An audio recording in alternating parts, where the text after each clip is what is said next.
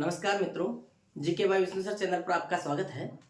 आखिरी क्लास में बहुत इंपॉर्टेंट चैप्टर हमने पढ़ा था, कोपेन का जलवायु वर्गीकरण। और कोपेन का जलवायु वर्गीकरण के बारे में मैंने आपको बताया था कि बहुत ही इंपॉर्टेंट वर्गीकरण है ये।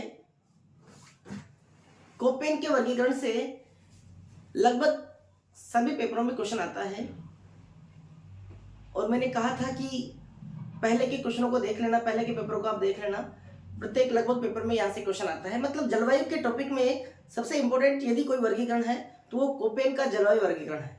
उसको आपको परफेक्टली ही याद करना है और हमने काफी हद तक कोशिश की थी उसे याद करने की। कोपेन ने राजस्थान की जलवायु को 4 भागों में विभाजित किया था और वनस्पति के आधार पर कोपेन ने राजस्थान की जलवायु का वर्गीकरण किया था। कब किया था? 1918 में। और उसने 4 सांकेतिक नाम दिए थे, BWSW, BSSW, CWG और AW। उनको क्या क्या कहा जाता है मैंने बताया था कि उन नाम को आपको याद करना है कि जैसे BWSW को क्या कहा जाता है, यहाँ पर कौन सी जलवायु आती है, BSSW में कौन सी जलवायु आती है। तो उन सभी को हमने पिछले चैप्टर में काफी अच्छी तरह से देख लिया था। बस वहां से आगे आपको और कुछ देखने की जरूरत ही नहीं है, नाम आपको अच्छी तरह से याद करना है। और आखिरी में आपने जिले भी देखे थे कि यहाँ पर कौन कौन सी जलवायु है, कौन सी जलवायु किस किस जिले में है, सभी हमने देखा था अच्छी तरह से और वो आपके लिए सफिशिएंट है। वहां से आपके लिए आपसे बाहर कोई क्वेश्चन नहीं जाएगा, कौन सी वर्षा वाले क्षेत्र में है, कौन सी वनस्पति पाई जाती है, लगभग नहीं आएगा क्वेश्चन। बस जो आपने क्लास में पढ़ा है वो आपके लिए सफिशिएंट बेटर है, उसको हमको अच्छी तरह से याद करना है, वही इंपॉर्टेंट था। अब 2 वर्गीकरण और है जो इतने इंपॉर्टेंट नहीं है, यहां से बाई चांस ही क्वेश्चन पूछा जाता है। लेकिन देखो बाई चांस भी हम क्यों ले, हम चांस क्यों ले? जब कोपेन के जलवायु वर्गीकरण को हम याद कर रहे हैं तो इन 2 वर्गीकरण को और याद कर लेंगे। एक है त्रिवार्था का वर्गीकरण और एक है थार्नवेट का वर्गीकरण। दोनों को ही हम कंपेरिजन करके एक ही क्लास में भी पढ़ लेंगे और इसी के साथ आज जलवायु का जो टॉपिक है वो समाप्त हो जाएगा। हाँ, अब काफी सारे स्टूडेंट सोचते हैं कि यार इसमें तो सांकेतिक शब्द है, याद कैसे होगा, क्या करेंगे? देखो एफर्ट लगाना पड़ेगा, मेहनत करनी पड़ेगी, ठीक है। वो कहते हैं ना कि परिंदों को नहीं दी जाती तालीम उड़ानों की, परिंदों को नहीं दी जाती तालीम उड़ानों की, वो खुद ही तय करते हैं मंजिल आसमानों की, वो खुद ही तय करते हैं मंजिल आसमानों की। और रखता है जो हौसला आगे बढ़ने का, रखता है जो हौसला आगे बढ़ने का, उनको नहीं होती है परवाह गिर जाने की। ठीक, अपने को भी वही हौसला रखना है, वही जुनून रखना है। जिस तरह से परिंदों को यानी पक्षियों को उड़ान की कोई शिक्षा नहीं दी जाती, उन्हें नहीं बताया जाता कि इस तरह से उड़ा जाता है, लेकिन वो कोशिश करते हैं, समय आने पर आसमान की ऊंचाइयों को छूने लगते हैं। अपने को भी वैसे ही कोशिश करनी है, बिल्कुल उसी तरह की। और एक दिन अपन भी अपनी मंजिल को जरूर पाएंगे, अपनी मंजिल अपने को जरूर मिलेगी। इसलिए दिमाग में नेगेटिविटी लाया ही मत करो कि ये याद नहीं होगा। क्यों नहीं होगा याद? यदि अपना मित्र याद कर सकता है, कोई दूसरा बच्चा याद कर सकता है, तो यस मैं भी याद कर सकता हूं। यही अपने दिमाग में अपने को सोचना है। एक बारी नहीं, दूसरी बारी पढ़ो, तीसरी बारी पढ़ो, याद होगा। कैसे नहीं होगा? पॉजिटिविटी हमेशा अपने दिमाग में रखना है, अपने को हमेशा पॉजिटिविटी रखना है। और मैं भी तो पॉजिटिविटी रखता हूं आपके लिए। आप वीडियो को सब्सक्राइब नहीं करते हो, लाइक नहीं करते हो, कमेंट बिल्कुल करते ही नहीं हो, फिर भी रेगुलर आपके लिए क्लास लेके आ रहा हूं। मैं भले ही हर बारी कहता हूं, हर क्लास में कहता हूं कि वीडियो को सब्सक्राइब नहीं किया है तो सब्सक्राइब कर लेना, लाइक जरूर करना और साथ में एक प्यारा सा कमेंट कर लेना। आपका कोई चार्ज नहीं कटेगा, कोई बैलेंस नहीं कटेगा, आपका पैसा नहीं लगेगा। उसके बावजूद भी आप कहां सुन रहे हो मेरी? लेकिन फिर भी मैं आपके लिए क्लास लेकर आता हूं। तो नेगेटिविटी मैं भी नहीं सोचता, तो आपको भी नहीं सोचना है। चलो, बातें हैं, होती रहती है। अपने क्लास की ओर अब देखो, 2 जो वर्गीकरण है वो अपने को पढ़ने हैं। एक तो है त्रिवार्था का वर्गीकरण, त्रिवार्था का वर्गीकरण त्रिवार्था के अनुसार जो जलवायु वर्गीकरण है, त्रिवार्था ने भी राजस्थान की जलवायु को 4 भागों में बांटा था। देखो, कोपेन का जो वर्गीकरण आपने पढ़ा था, उसी कोपेन के वर्गीकरण में थोड़ा सा संशोधन करके त्रिवार्था ने अपना वर्गीकरण दिया है, और इन्होंने भी राजस्थान की जलवायु को 4 ही भागों में बांटा है, और वैसे के वैसे 4 सांकेतिक शब्द दिए हैं। यदि आपको कोपेन का जलवायु वर्गीकरण याद हो जाएगा, तो मैं कह रहा हूं त्रिवार्था का तो आपको आराम से याद हो जाएगा, आसानी से याद हो जाएगा। ठीक है, आपने उसमें याद किया था कि कोपेन ने राजस्थान की जलवायु को किसके आधार पर विभाजित किया है? वनस्पति के आधार पर। और यहां पर त्रिवार्था ने राजस्थान की जलवायु को किसके आधार पर विभाजित किया है? तो त्रिवार्था ने राजस्थान की जलवायु को वर्षा के आधार पर विभाजित किया है। किसके आधार पर? वर्षा के आधार पर। त्रिवार्था ने राजस्थान की जलवायु को किसके आधार पर विभाजित किया है? वर्षा के आधार को। वर्षा को आधार मानकर ही इन्होंने राजस्थान की जलवायु को 4 भागों में विभाजित किया है। अब देखो, ट्री यानी क्या होता है? पेड़, और पेड़ों से ही क्या होती है? वर्षा होती है। तो ये शब्द तो अपने को याद हो ही जाएगा, ट्री यानी पेड़, और ट्री से क्या होता है? पेड़ों से क्या होता है? वर्षा आती है। ठीक है, तो त्रिवार्था ने किसके आधार पर राजस्थान की जलवायु को विभाजित किया? वर्षा के आधार पर। ठीक, अब इन्होंने राजस्थान की जलवायु को 4 भागों में बांटा है। वो 4 भाग कौन से थे? तो देखो, कोपेन के जलवायु वर्गीकरण को अपने माइंड में रखना और फिर कंपैरिजन करना कैसे याद नहीं होता है। देखो, कोपेन ने राजस्थान की जलवायु को वर्गीकरण किया था, तो पहला था BWHW, उसी में से आखिरी वर्ण हटाकर इन्होंने वर्गीकरण कर दिया। इनका जो वर्गीकरण था वो था BWH। फिर कोपेन ने वर्गीकरण किया था BSHW, लेकिन इन्होंने फिर W हटा दिया और इनका क्या रह गया? BSH रह गया। उन्होंने CWG रखा था, लेकिन इन्होंने CAW रख दिया। बस यहां से थोड़ा सा ध्यान रखना, CAW और AW ऐसा कैसा रह गया?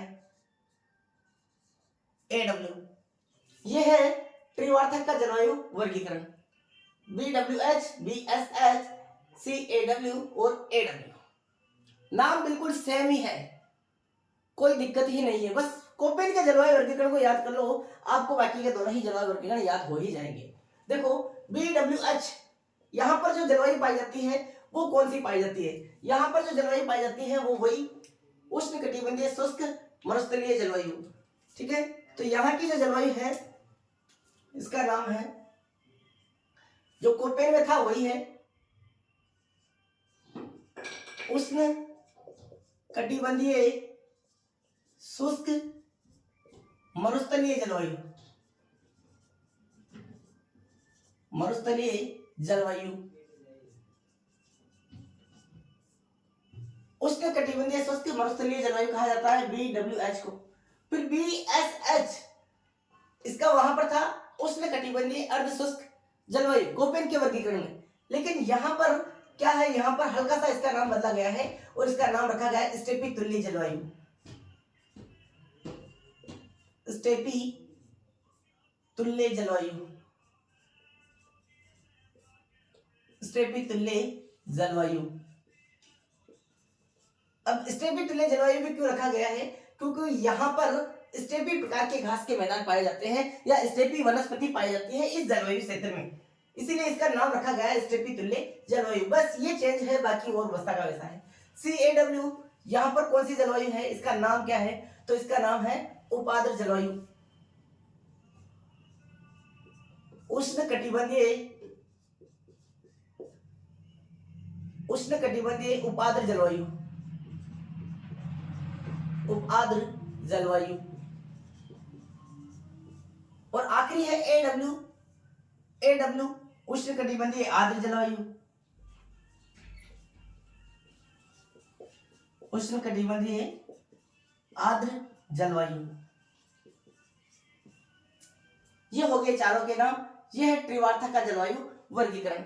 इसमें जिलों के झमेले में पड़े मत आप, ठीक है। और फिर भी यदि यहाँ से जिले भी याद करना चाहो तो यहाँ पर आपका जैसलमेर आ जाएगा, ठीक है। जैसलमेर के बाद में बीकानेर का दक्षिणी भाग आ जाएगा, ठीक। उसके बाद में बीकानेर का उत्तरी भाग, अनूपगढ़, गंगानगर, हनुमानगढ़, सीकर, चूरू, झुंझुनू, से लेकर यहाँ जो आपका खेड़ तक है, अलवर तक का क्षेत्र है, वो सारा कुछ इसमें आ जाएगा। अजमेर, नागौर, डीडवाना, जोधपुर, फलोदी वगैरह, ब्यावर, अजमेर वगैरह सब कुछ इसमें आ जाएगा। यहाँ पर बाड़मेर, जालौर, सांचौर और सिरोही तक का क्षेत्र लगभग इसमें आ जाता है। उदयपुर का कुछ क्षेत्र इसमें आ जाता है। सलूमर भी इसमें आ जाता है। यहाँ भीलवाड़ा का कुछ क्षेत्र इसमें आ जाता है, ठीक है। और टोंक का थोड़ा बहुत क्षेत्र इसमें आ जाता है। ये कुछ यहाँ गंगापुर सिटी वगैरह सब, दौसा वगैरह सभी इसी में आ जाते हैं, ठीक है। यहाँ पर फिर भरतपुर, डेग, भरतपुर, धौलपुर, करौली, सवाई माधोपुर का क्षेत्र इसके अंतर्गत आता है। और यहाँ पर कोटा, बारा, झालावाड़ और बूंदी का क्षेत्र, चित्तौड़गढ़ का क्षेत्र, प्रतापगढ़ का क्षेत्र, बांसवाड़ा और डूंगरपुर का क्षेत्र इसमें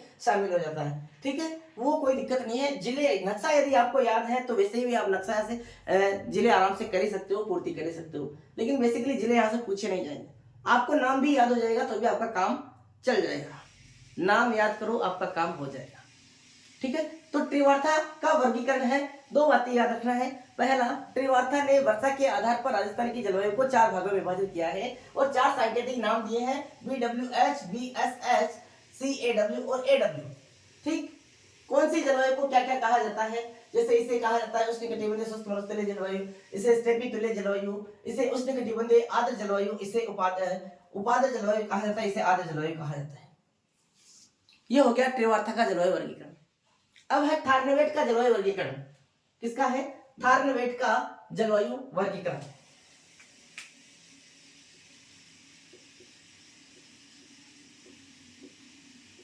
थार्नवेट का वर्गीकरण।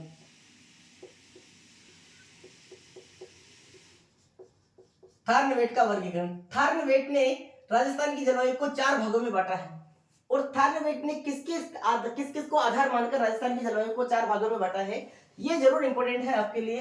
देखो, थार्नवेट ने वर्षा,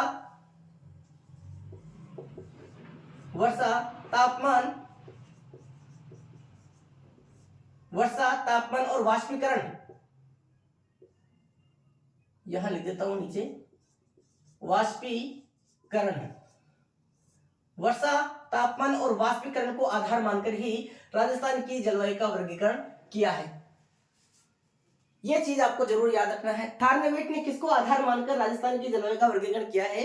तो वर्षा, तापमान और वाष्पीकरण को आधार मानकर राजस्थान की जलवायु को 4 भागों में विभाजित किया है और इसने भी 4 सांकेतिक नाम दे दिए। अब वो 4 सांकेतिक नाम कौन कौन से हैं, कौन से नाम को क्या क्या कहा जाता है, ये है अपने को याद रखना है, ठीक है। तो देखो, इसने जो 4 नाम दिए हैं वो है, पहला EAD, दूसरा है DBW, तीसरा है DAW और चौथा और जो आखिरी है वो है CAW।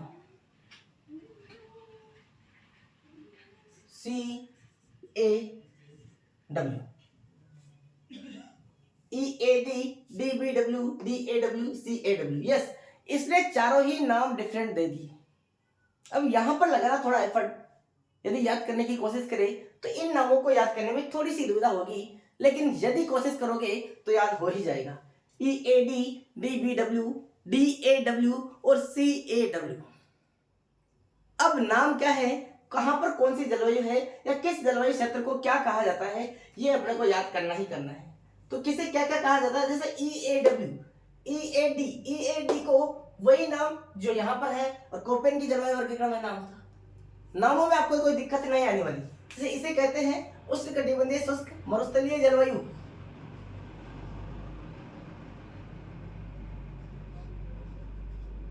उष्णकटिबंधीय शुष्क मरुस्थलीय जलवायु, उष्णकटिबंधीय शुष्क मरुस्थलीय जलवायु EAD, यहां पर ये जलवायु क्षेत्र आता है। DBW, इस नाम को थोड़ा सा आपको सावधानी से याद करना है क्योंकि यहां पर परिवर्तन है। यहां पर भी सेकेंड नाम में परिवर्तन था, VSH में स्टेपी तुल्य जलवायु हो गई थी, ठीक। अब यहां पर इसे कहा जाता है मध्य तापीय जलवायु या मिश्रित जलवायु। इसका नाम क्या है? मध्य तापीय जलवायु, मध्य तापीय जलवायु, या फिर इसे मिश्रित जलवायु भी कहा जाता है। मिश्रित जलवायु, DBW को, DAW को क्या कहा जाता है? तो DAW वही उपाद्र जलवायु होगी।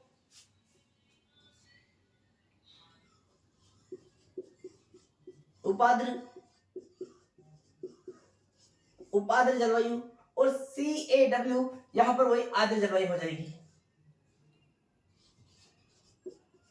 आर्द्र जलवायु, उष्णकटिबंधीय शुष्क मरुस्थलीय जलवायु, मध्य तापीय जलवायु या मिश्रित जलवायु कहा जाता है, इसे उपाद्र जलवायु कहा जाता है, और ये आर्द्र जलवायु आपकी हो गई। यह है थारनेवेट का जलवायु वर्गीकरण। और थारनेवेट ने वर्षा, तापमान और वाष्पीकरण के आधार पर राजस्थान की जलवायु को 4 भागों में बांटा है, और ये 4 सांकेतिक नाम दिए हैं। इन 4 सांकेतिक नामों के आधार पर यहाँ पर कौन कौन सी जलवायु पाई जाती है, ये आपको याद रखना है। बेसिकली मोटे तौर पर यही से क्वेश्चन आता है, और कोई क्वेश्चन आपका बाहर नहीं जाएगा।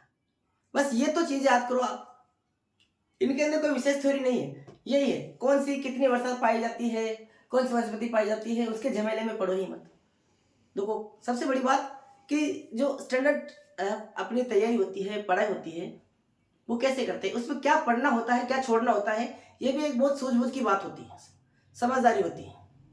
अब किताबों में दुनिया भर की थ्योरी दे रखी होती है, दुनिया भर की बातें बताई जाती है, सारी बातों को पढ़ना और याद करना संभव नहीं है। वहां से मक्खन मक्खन चीजें निकालना है अपने को कि क्या चीजें ऐसी है, कौन सी चीजें ऐसी है जो अपने को एग्जाम में आ सकती है और जो अपने को एग्जाम में नंबर दिला सकती है। कौन सी चीजों को पढ़े, कौन सी चीजों को छोड़े, कौन सा क्वेश्चन इंपॉर्टेंट है और कौन सा क्वेश्चन इंपॉर्टेंट नहीं है, इन चीजों की जानकारी भी होनी चाहिए। और मैं कह रहा हूं आपको, एक बार आप मेरी बात को मानो तो सही। बस जो मैटर मैं आपको प्रोवाइड करवा रहा हूं उस मैटर को पढ़ो। मेरी कोशिश है कि आपका क्वेश्चन नहीं जाना चाहिए बाहर, ठीक है। बस इन चीजों को आप याद कर लो। बाकी कोपेन का जो वर्गीकरण पढ़ा है उसमें जो चीज आपने पढ़ी है, जिले भी आपने पढ़े हैं, तो जिले भी आपको याद करने ही करने होंगे। कौन सा सन में उसने वर्गीकरण किया था, कौन कौन से जिले में कौन कौन सी जलवायु पाई जाती है, वो सारी बातें आपको याद होनी ही होनी चाहिए। कोपेन का जलवायु वर्गीकरण हो गया है, त्रिवार्ता का जलवायु वर्गीकरण हो गया, थारनेवेट का जलवायु वर्गीकरण होगा, और यहीं पर आपका जलवायु का टॉपिक भी समाप्त हो गया। ठीक, इसी के साथ वापस एक बार आपको कहता हूं कि वीडियो को लाइक, शेयर और सब्सक्राइब और कमेंट जरूर कर दिया करो। मिलते हैं अगली क्लास में एक नए टॉपिक के साथ में, तब तक के लिए जय हिंद।